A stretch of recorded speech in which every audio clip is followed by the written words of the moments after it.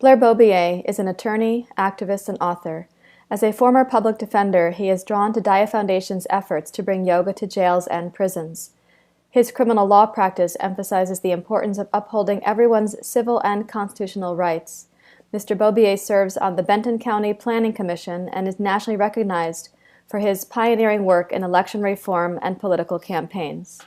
He works as a campaign consultant and public interest lobbyist and has participated in landmark legal cases affecting the election process. His writing has appeared in newspapers across the country, including The Oregonian, The Los Angeles Times, USA Today, and the San Jose Mercury News. He lives with his family in the foothills of the Coast Range, where he plants trees and tends several gardens. You can learn more about him at blairbobier.com. Okay, well, it's really great to see you again, Blair. Thank you for joining me. And you as well. It's a pleasure. Well, I will say it's been a long time since I've seen you in person, but we did share a time together living in community at Brighton Bush Hot Springs, and I don't think either one of us has aged a bit. I would agree with that completely. Yeah, it's really amazing to live off the grid in community with people who resonate with a vision and a mission, and to have that kind of vitalize your life. It was also there that I decided I had to leave that paradise to go teach yoga in prison. And I know I consulted with a lot of people about that, and they said, "You're leaving paradise to go to prison? Why would you do such a thing?" But I was really kind of compelled to go teach where yoga wouldn't be accessible.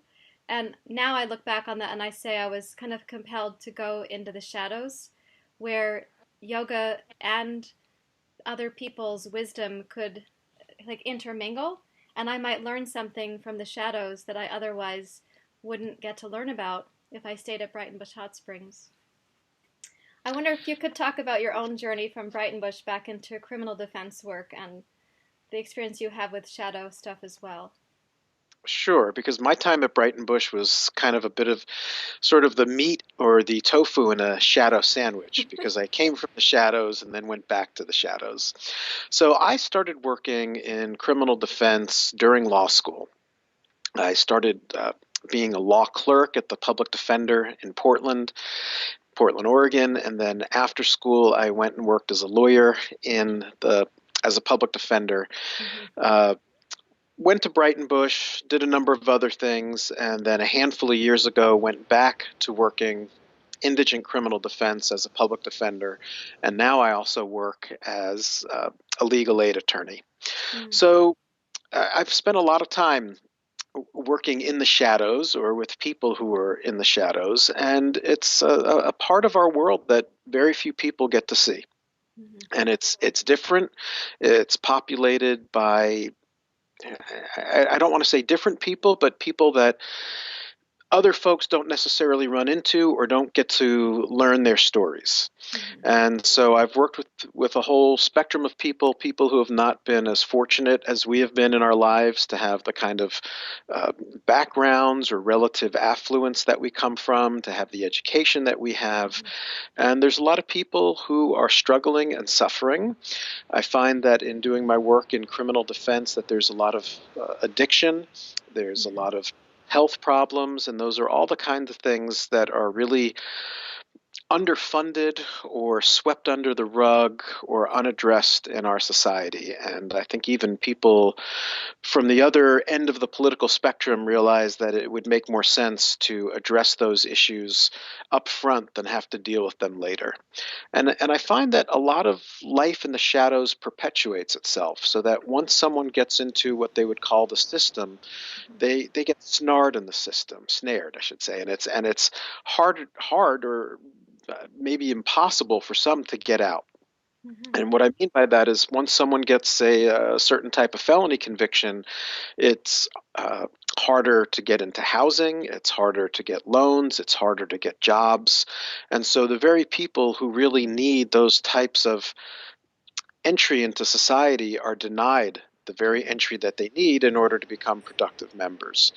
And then once they're in the system, they also have different obligations they have to meet if they're put on probation, for example. And being on probation requires that someone have some amount of organizational skills, that they have transportation, that they're able to make phone calls. And a lot of my clients didn't have cars or had to depend on other people for rides, and their cars would break down on the way to court, or they'd have to take buses. They often didn't have cell phones, or their minutes would run out, and they didn't have organizational skills that would help them organize transportation to get to court or to get to their probation assignments. And then what happens is when they wind up kind of violating the terms of their probation, they wind up in the same situation all over again, but deeper in debt because now they owe more fines and fees and things like that. So it's maybe kind of a long answer, but that's just scratching the surface of what I've seen in my time in what we're calling the shadows. Yeah, yeah. Well, something you said at the very first part of that response leads me to ask, what do you think people who have not been exposed to or gone into the shadows, what are they missing out on? What is the loss for them in not understanding those other humans? Well, a number of things. And I just saw something recently, and I don't remember who it was that the quote comes from, but you can take a measure of a society by walking into their prisons. Mm. And if you walk in our prisons, it's not or jails, it's not a particularly pretty place to be. Mm-hmm. And so the question, what are the folks missing who don't Yeah, see that or don't know that? what is the loss for them in not diving in, not understanding, not connecting with those shadow dwellers, as I might sometimes call them? Well, I'm sure there's some type of a personal loss for them in not expanding their horizons or getting to know more about their fellow human beings. But I think it's just a lack of understanding because so many people, in particular, view the criminal justice system as a place where there's bad people. And I don't think there's bad people in the criminal justice system so much as people who are in bad circumstances or who maybe have made some bad decisions or have done some stupid stuff. I mean, President Obama had admitted to using cocaine in the past, for example, and he's very lucky that as an African American in this country that he was not incarcerated for using cocaine, as so many people are. There's a disproportionate number of African Americans and Latinos in prisons and jails. So people who don't see that, I think, get a very skewed perspective of what goes on. Mm-hmm. Yeah, yes, I agree with you. One of the reasons that I organized this telesummit and I put this theme together from the Bhagavad Gita, one reason I did it this way is that in the story of the Bhagavad Gita, Arjuna, who's the main character, he and his brothers come back from this period of exile in the forest where they were deepening their study because they had lost their kingdom in a gambling match. That story is for another time between you and I. But they come back and they are caused to encounter the 100 cousins who are across this battlefield. And those cousins represent the other, the shadow, the ways in which the human mind goes out of balance and causes itself kind of its own trouble on the inside, and then perpetuates interpersonal trouble. So these guys went off to study. They come back to the kingdom hoping to regain their homeland, and they're kind of affronted with and shocked by the shadow that they have to encounter in the other. And I think we actually have very few skills for doing that as a culture. And in this case, Arjuna has to get his teacher on board and ask some questions and find his way. But I wonder how did you do it as a young, enthusiastic lawyer to walk in and see the otherness in the other as something of your own that needed care? It's a really good question, and I think going into that at first, there's a real sort of mixture of excitement and fear and awe, and to some extent, sort of thinking like, "Ooh, that's not me." There is some otherness, and then the flip side of that is there, but for the grace of God, go I. Like President Obama, I did an awful lot of stupid stuff in my youth, and even stuff that wasn't necessarily stupid, but was probably illegal.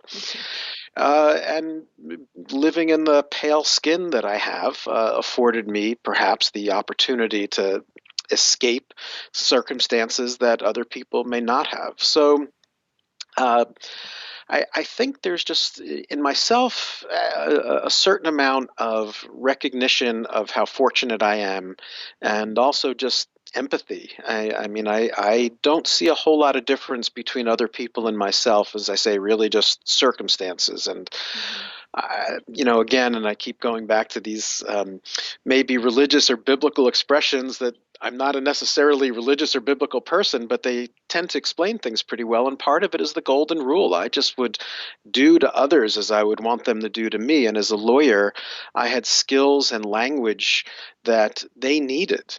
The court system and the justice system is so foreign that I see my role often as being an ambassador or an interpreter, just trying to explain to people in the most direct, simple possible terms as to how these proceedings are going to affect them in their lives.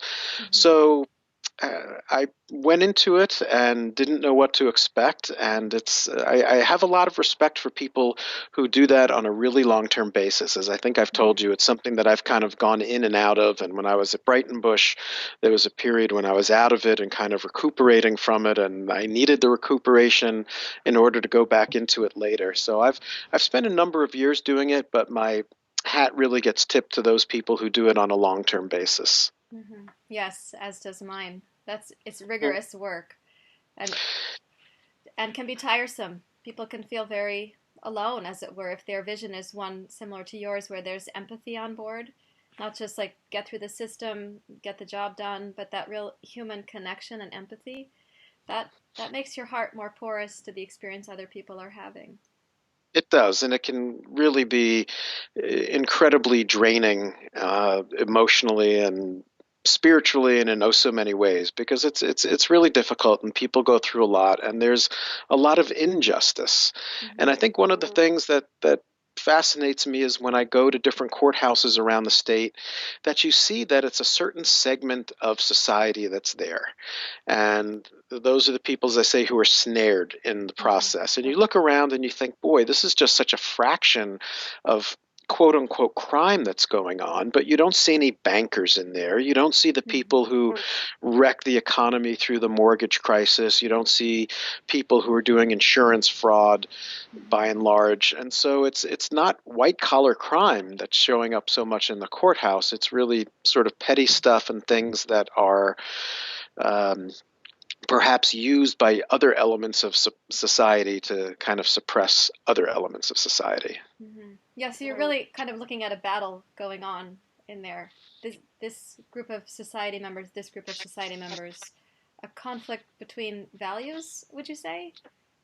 Well, it's unfortunate, but the criminal justice has really been used in a lot of different ways. And going back, and I'm sure it's gone back further than this, but for example, Richard Nixon started the war on drugs in part because he wanted to get at protesters. Mm-hmm. He knew that a lot of the protesters used cannabis, and the war on drugs was one way to go after that.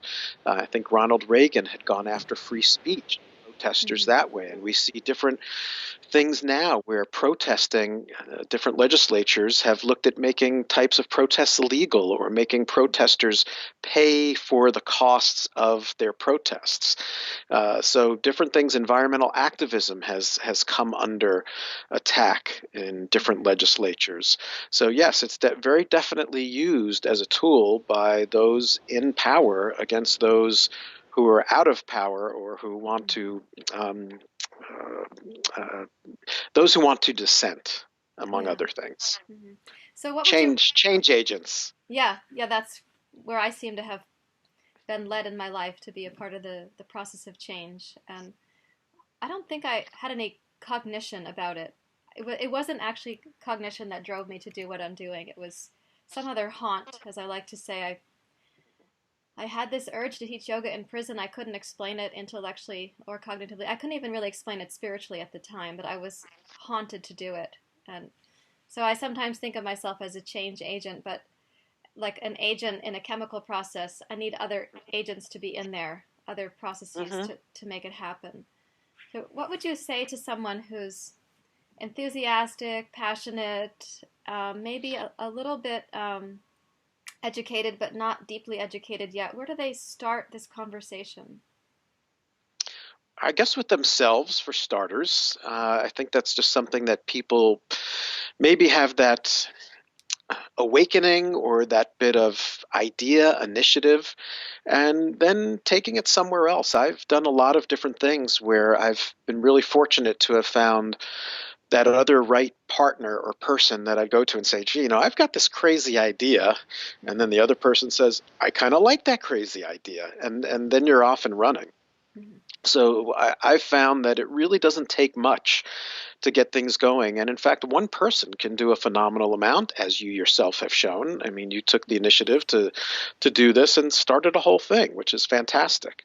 And I've seen that time and time again in other places. So having seen it myself, having worked as an activist, and immodestly knowing what I can accomplish just as one person, and again, someone who's been fortunate to have skills and education and training, people can do a lot. And there's a lot of things that I've done as an activist that I didn't get trained to do, that I didn't Mhm. necessarily have a background in, and I just kind of had to figure it out myself. So I really think that the proverbial sky's the limit, and people, if they have any inkling of doing something, they should just start and put one foot in front of the other and just go for it, because that's how all things start. Mhm.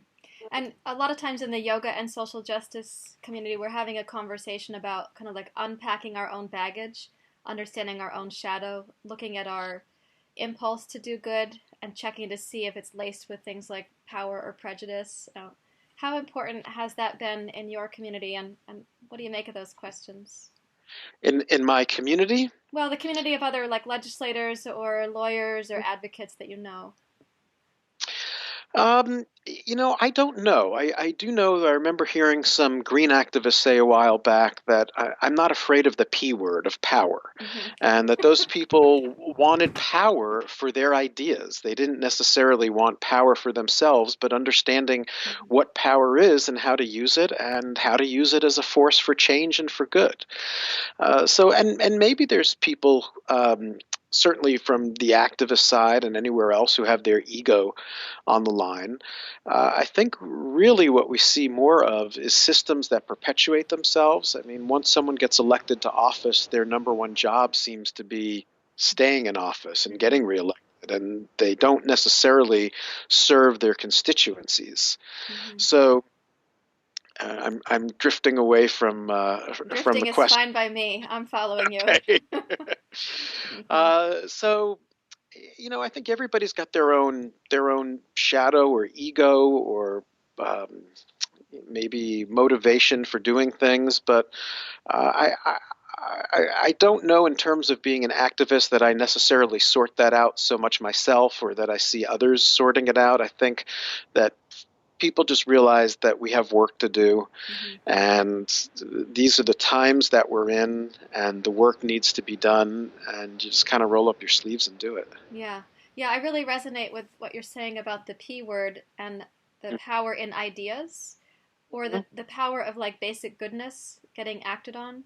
Because I never had any sense of my own, at all, any sense of my own aggrandizement for the work that I've Mm-hmm. been doing. And I don't know how to use social media really or market or like shout from rooftops that I'm doing this thing. And I actually haven't had the time to shout from rooftops because I'm going into the prison. As you know, Right. there's no communication from the inside out when you're in there. And so I haven't spent time announcing it because my personal resources are about actually doing it, as well as Mm-hmm. building communities that can help sustain the work that we've been doing in Oregon. So I love what you said there about P as power, that isn't about the person trying to make something more of themselves per se. And in fact, it's one of the values in the Bhagavad Gita that Arjuna, his teacher, keeps telling him: act selflessly without attachment to the outcomes of your actions, but do good actions. Like put skill into action and see where that goes. And you don't know where it goes. It just can keep resonating. It's like throwing a pebble into the middle of a pond and watching the ripples go outward, because you put something in motion and you don't know where it's going to turn Mm-hmm. up. I mean, I think that so many of the big changes that we've seen in culture and society, that people just started doing their little their little piece of the puzzle, and you don't know who else is working on what other puzzle piece somewhere else. And before you know it, if people keep putting together all those different pieces, then you've got a complete picture. Yeah. And it wouldn't have been there if you hadn't done your piece. Yeah. And to do it selflessly for me has also meant enabling others to get involved and collaborate on that. So one little piece of a puzzle connects to another piece of a puzzle, and the puzzle has gotten bigger and more cohesive, which is I hadn't expected. I didn't have a future vision when I walked in the first time. I just knew I had to do it. Mm-hmm. A bit Yeah. ago you said when you first were doing this work, sometimes there was fear, excitement, awe, trepidation. There's actually a part of Arjuna's experience when he's talking with his teacher where he experiences this. He's been sort of pleading with his teacher to show his vision, to show himself. And when Arjuna sees Krishna in his full self, at first he's like awe-stricken, amazed, like taken aback in the luminosity that his teacher is. And then his teacher shows him also everything of human nature, including death and destruction. And Arjuna gets very anxious and he says, "That's enough, pack it up, I don't want to see it anymore." How do you recommend to people that they keep their eyes and hearts open? When overwhelm comes, what do they do with it? That's a good question. I mean, I think it's kind of maybe like being a dream catcher or something. You just have to let an awful lot go through you, and that's one thing I think about, because we do this work day in and day out, and by and large, we're well fed, and we're living in a pretty relatively calm, relatively affluent society on the grander scale of things. And simultaneously, while we're doing it, there's strife and war in so many different places, and poverty. And to not get overwhelmed or sidetracked by that, it's just to keep going. Excuse me. So, yeah, you just can't take that on, because then I mean, I think that'll destroy someone. And if anyone's going to work in these type of fields, you just have to learn to let a certain amount of that pass through, and maybe just keep enough in you or within you to keep yourself aware and motivated and to keep moving forward. But you certainly can't take it all on, and there is just a certain amount of detachment, and positive detachment, I think. That's a yoga word too. I don't know if you're aware of that, but we talk about attachment and non-attachment in yoga. Non-attachment, skillful non-attachment is like being that dream catcher where some things land, some things have to pass through you, and the openness, the porousness of your own heart, body, and psyche is kind of a requirement if we're going to keep going. Yes. At least in my experience, it is. I had a kind of weird question arise, and it came back a moment ago, so I'll put it on the table. I'm thinking about the possibility of people hitting their frustration points in these settings, like your clients, the what do you call the other side? Not the defendant, but the other lawyer? The prosecutor. Prosecutor, The prosecutor. thank you. Okay. So your client, the prosecutor, the courthouse, you hitting a frustration point. What is that about when they're like a quagmire, and everyone's potential anger, frustration, and misperceiving of the others? Like, what about that? Am I misperceiving? Does that happen? Is this just in the movies that I've chosen to watch? No, it happens. It can be pretty complicated. Um, I think part of it is that everybody has a role to play, and so whatever you do outside of the courtroom, when you step in the courtroom, it's a little bit like stepping onto a stage, and there's scripts to be followed and the like. And I think that people are somewhat accustomed to dealing with the other people in their roles. And I think that's probably most unfair and most unfortunate for my clients, the defendants in these actions, because they're the ones who have obviously everything on the line, Yeah. or certainly more on the line than anyone else in the courtroom. Mm-hmm. And yet everyone else kind of sticks to their script. Mm-hmm. When I'm there, yes, Your Honor, no, Your Honor, oh, Your Honor, I object, instead of saying this is complete and utter bullshit. Um, and the judge, thank you, objection overruled or whatever, and the prosecutor has her say. So it's people playing roles, and I think that there's the opportunity to do things perhaps out of the courtroom to make those more humane. So, for example, once, and I don't know if this was inappropriate or not, but I stopped one judge and I just had to say, I want to thank you because I like the way you relate to my clients as humans. Mm-hmm.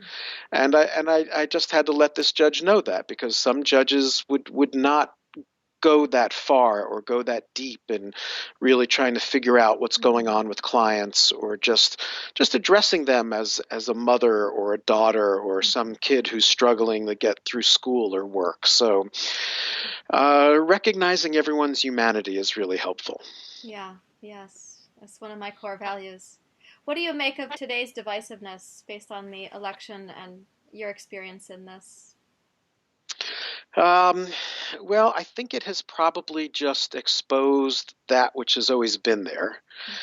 Um, there's racism, there's divisiveness, there's haves and have-nots, and there's people who are angry about other people, and there are bigots, and it's probably a good thing that it's out in the light.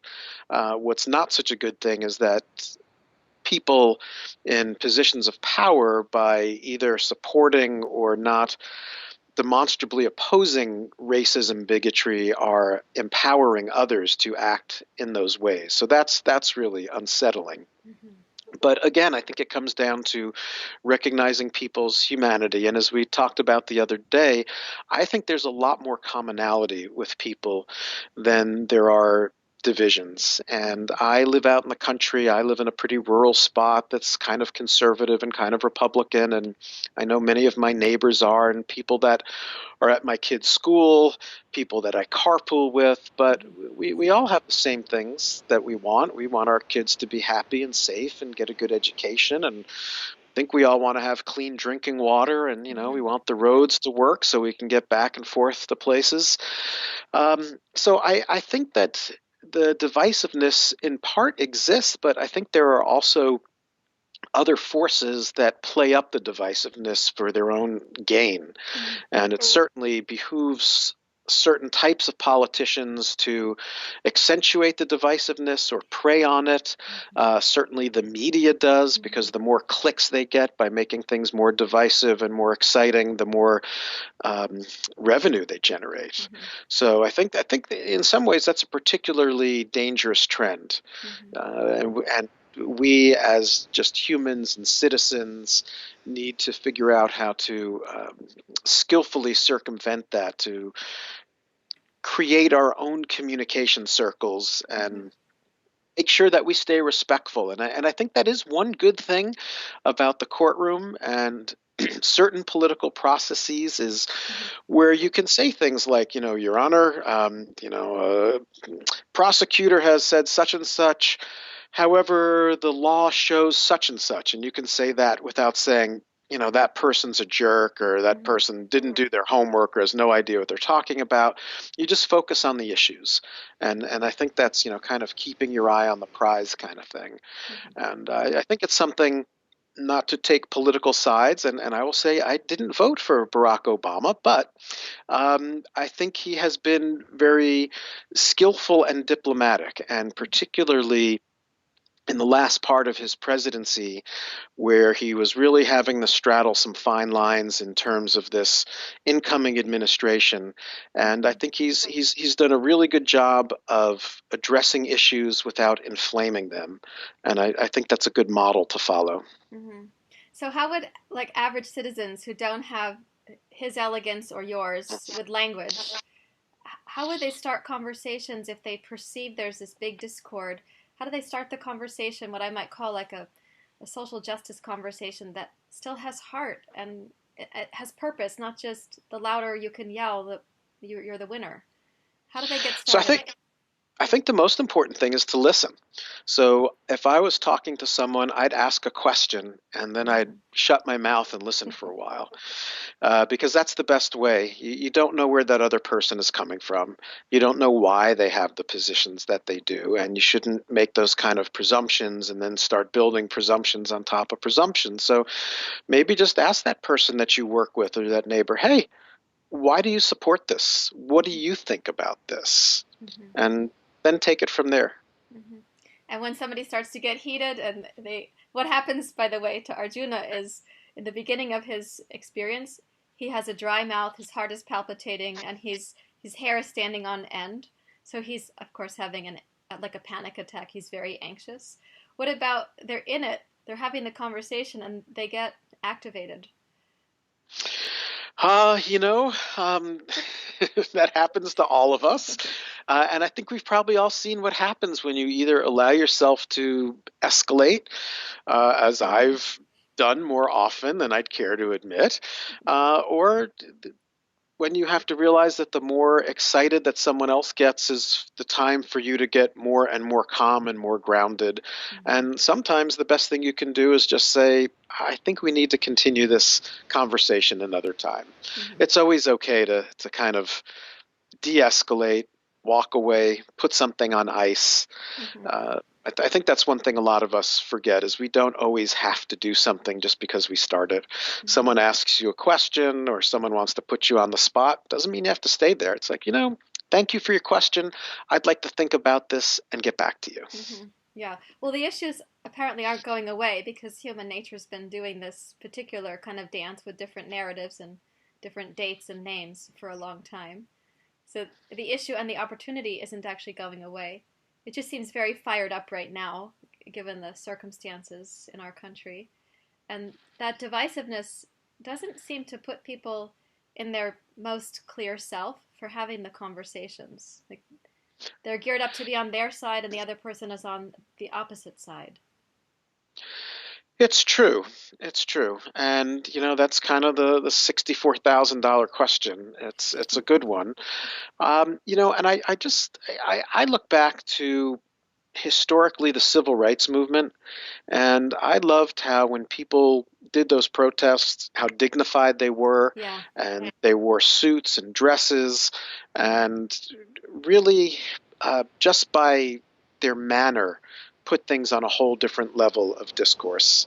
So Yeah. I think there's some lessons to be learned there. There was a recent sit-in that the NAACP did down, I believe it was I think it was at Senator Sessions' office, in his hometown, and local leaders of the NAACP, along with the national president, I believe, of the NAACP, did a sit-in. And they tweeted a picture, and it was great just to see a handful of people, well dressed, very calmly, occupying someone's office. Mm-hmm. And so the more we can do things like that, I think the better off we'll all be. Mm-hmm. Yeah, there's a teaching in yoga. It's based on what's called the gunas, spelled Gunas.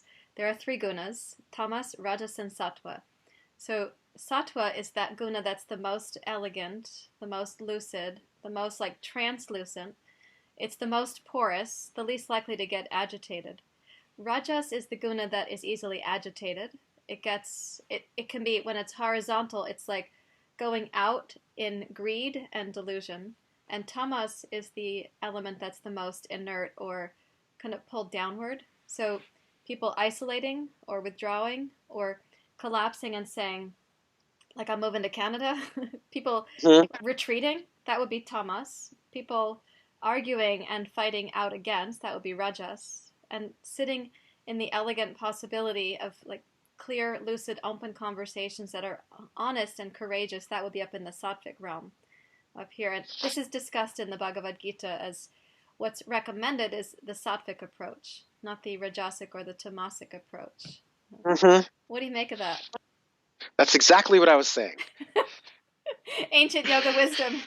Yes. Mm-hmm. Well, it does seem to mirror or resonate. Mm-hmm. Um, and I think that makes a lot of sense. I mean, I really do think that that's perhaps more of an ancient lesson of that could be applied and in the ways that I was describing. Mm-hmm. I think we're just better off when we do that. Yeah, I'm always impressed when, like, I'm studying yoga today. It's the year 2017. I've been studying yoga for 25 years, maybe more. I lose track of my age. And it's still relevant. What was taught thousands of years ago, based on human nature then, is still relevant to me and to us today. Like, the gunas still make sense, right here and now. I was just walking from my little room here at Kripalu Yoga Center to go to the dining room for a cup of tea and then come back and meet up with you. And I found myself wanting to rush. There's no need to rush here at all. So I just slowed down my footsteps and I was like, oh, that's the sattvic approach. I'm just gonna walk like a casual human being going for a cup of tea. I'm not in any hurry. The tea's gonna be there. But that habit to be rajasic, to be active, to feel Hmm. urgent, to get stuff done, that habit that habit begets that habit to keep doing itself. As does the habit of hiding. It begets the habit of more hiding.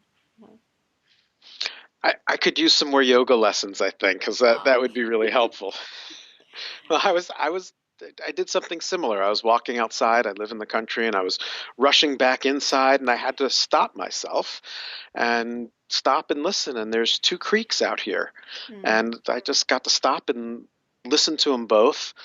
And it took a minute. I mean, it took a minute to get myself to do that, and then it took a minute, fortunately, to slow down and do that. But Hmm. I don't do that often enough. Yeah. I like to say it takes a minute, but it gives you back hours and years to your life. Because It's true. to rest in the feeling of timelessness and that bigger presence that's helping us to do our work, for me, that's far less draining than to feel like I have to get it done. That somehow I uniquely am positioned in this little firestorm that I have to get something done. That's when I get tired. I start believing that, I get more deflated. And I have to go back to my yoga mat. I'm really on my yoga mat on a daily basis, but I'm often again in my yoga practice, in a yoga pose, in a breathing practice, in a mindfulness moment, repeatedly, sometimes discreetly, Mhm. standing in the lobby, what I call the lobby at the prison, waiting for security clearance, just appearing to stand there while practicing internal yoga. you know, it's really something. Yeah, it's a good time to get yourself breathing and Mm-hmm. centered and grounded. Yeah, yeah. Well, I want to know a little bit about the work that you're doing now because we talked about it, and I'd like our listeners to understand the work you're doing in fair housing because I think Hmm. it's a big issue in Oregon, and many people outside of Oregon might look to Oregon and think, well, it's tremendous. They have low rates of recidivism. They have these great programs, and it can look a little bit paradisical, but we do have challenges. What are you working on right now? So right now I'm working on a grant to basically enforce the Federal Fair Housing Act. Mm-hmm. And the Fair Housing Act was part of the great civil rights acts of the mid 60s. There was the Civil Rights Act, the Voting Rights Act, and the last piece was the Fair Housing Act. Mm-hmm. And it's intended so that there's no discrimination in housing against people on the basis of race, color, nationality, um, language, family status, gender, Mm-hmm. or disability. And some of those have been added over the years. They weren't in the original Fair Housing Act. And so the way it manifests is I see a lot of people who are disabled and maybe they're getting evicted Mm-hmm. and they need either to not be evicted or they need more time in order to find a new place to live that will accommodate their disability. Sometimes I see places that appear to be discriminating on the basis of the language that the people speak or the country that they're from. And I think the biggest thing, and it's a broader justice issue, is that when people in Oregon are getting evicted, which very often they are because there's so many people moving here, and if Mm-hmm. anyone sees this and thinks of moving here, it rains all the time. Don't. Um, Housing costs are going through the roof, and there's very little affordable housing. So when people at the lower end of the economic spectrum get kicked out of their houses, of their homes, their apartments, they really have almost nowhere to go Right. because the market's so tight and what's there isn't affordable. Mm-hmm. So while I do see a certain element of discrimination around the edges, and that's unfortunate, and hopefully we're helping to educate landlords about the practices. Um, the bigger problem I see is really a lack of affordable housing. Mm-hmm. There's an awful lot of people living in substandard conditions that if they had a better place to go, they would, or if they had any leverage with their landlord, that Mm-hmm. the places would be improved. But just a lot of people who are on the edge and don't have anywhere to go, there's no safety net. Mm-hmm. Yeah. I'm just curious. This came to mind a couple times during our talk also, and it just came back. Frequently in the work that I do when I'm meeting students, you might call them clients, they're my students, something about one of them or another of them at any one time inspires a sense of like courage and humility for me.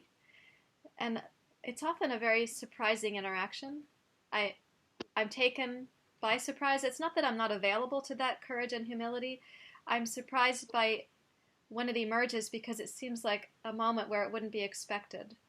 And I wonder if you have a recent experience with a client where their humanity or humility or courage kind of was a benefit to you, something that you learned from or were touched by. I'm not sure that I could think of any one in particular. We did participate, we being legal aid, in an event in Newport last week, and it was called Project Homeless Connect. Mm. And so it was a whole bunch of social service providers looking to provide services or help or assistance or advice to people who are homeless. And just about everybody there that came through, I was touched by just their ability to keep it together, to, um, for lack of a better term, soldier on, Mm-hmm. and just live with dignity in circumstances that I think a lot of people would consider to be challenging or less than dignified. So, Mm-hmm. yeah, I have opportunity to learn humility and courage on a regular basis. Whether or not I actually learn it, I certainly have the opportunity. Yes, yeah. One of the programs we have at my yoga studio is for adaptive yoga, so people can come who have disabilities of some kind or who are living on disability because the condition they have now prohibits them from working, something like scleroderma or later stages of multiple sclerosis and so on. And the prison work that I've been doing, we're doing a teacher training inside the prison to help adults in custody become yoga teachers for adults in custody who have neurological conditions, developmental delays, traumatic brain injuries, the sorts of adults in custody who aren't likely to get job positions that were they to leave. They don't have when they leave the prison. They don't have the confidence, the skills, the education to get a job out there. So we're trying to help that particular unfortunate cycle. So I was watching our adults in custody who were now yoga teachers teach their class to the adults in custody who are their students who have these DDs and TBIs and neurological diversities. And I was so impressed by the quality of heart that our guys, I call them our guys, our regular adults in custody without traumatic brain injuries, how they held the space for and opened themselves to the more vulnerable students in the prison. And it's been a tremendous heart opening experience for me to watch that. And I expected that they would be transformed by taking a yoga teacher training. And I expected that being with this other population would also transform them.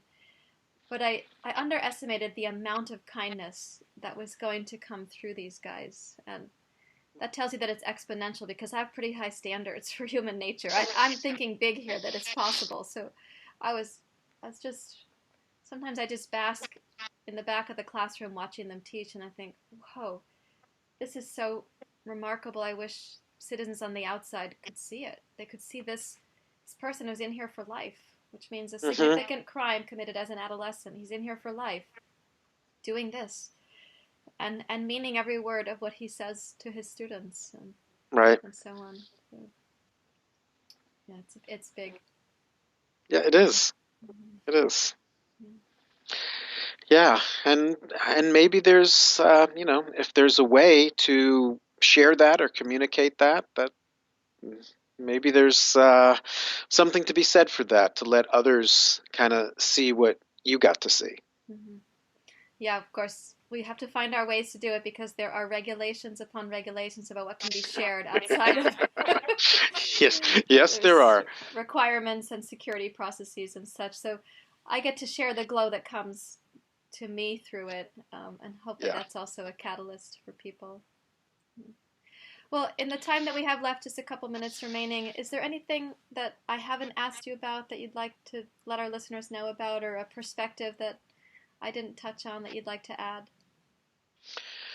I can't think of anything offhand. We've had a pretty far-ranging discussion, which has been wonderful, and I hope that others find it as useful and inspiring as I have. Hmm. Thank you. Thank you. It's really fun to see you again in this context You uh, too? and to resonate like this. Mm-hmm. Yeah, it's being former community members. It's kind of like seeing a long lost sister or something because we Hmm. haven't been in physical proximity for a while. We've talked on the phone, but we haven't even done this little electronic gathering. Yeah. So thank you for all the work you're doing, and I certainly hope to see you up at Brighton Bush in a couple of months. Yes, wonderful. And also thank you for your advocacy in Oregon and the legislation you just got passed about voting, the process for Thank you. voting. It's really tremendous. Appreciate that. I'm Thank you. honored to know you and to support your work. Feeling is mutual. Thank you very much, Blair. Thank you, Sarah Joy.